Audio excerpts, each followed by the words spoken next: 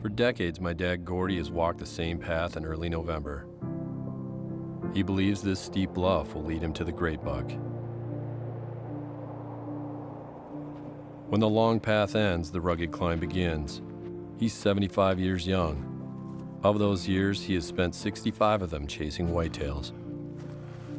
Our family hunts in the bluffs of southern Minnesota. My dad hunts East Ridge, as we've coined it, 720 feet up. Grades at some point are 50 to 60 degrees. Now for an old-timer, that's a hell of a climb, especially on bum knees. But as they say, where there's a will, there's a way. His way is up, and there's no quit in him.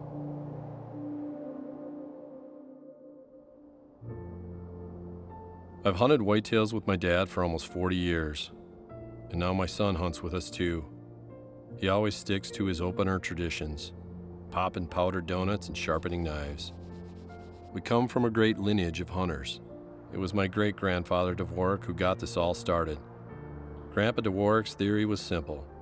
If you could sit still long enough to take a squirrel with a .22, hunting whitetails would be a piece of cake. 65 years later, Dad still subscribes to that theory. Once he gets to his stand, he never gets off of it. Ever. But he has to get there first.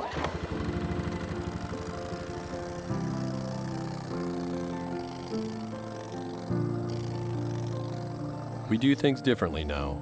The long walk is now an incredible ride. After his second knee replacement, we found him another way to climb. Rather than 2 wheels, he now has 8. The Ascent is completed in record time with this beast of a machine. He now goes as the crow flies with this amphibious XTV.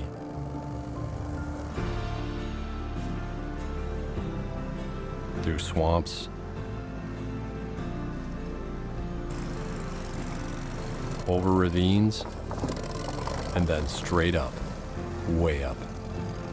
You see, Gordy believes you have to go where others can't to get the big bucks. My Uncle Bern put it best. When you're in the woods, you're on the whitetail's turf. To find the big bucks, you have to find their living room. He found that living room perched high on East Ridge. Most of his life, he's been tagging, dragging, and bragging. Dad has taken some dandy bucks off that steep ridge. He was right. The hardest spots to get to are the most rewarding. But he's still searching for the great buck. Because of that, my dad continues to climb 720 feet. He continues to sit still. And this guy continues to be, well, the epitome of why hunters live to hunt.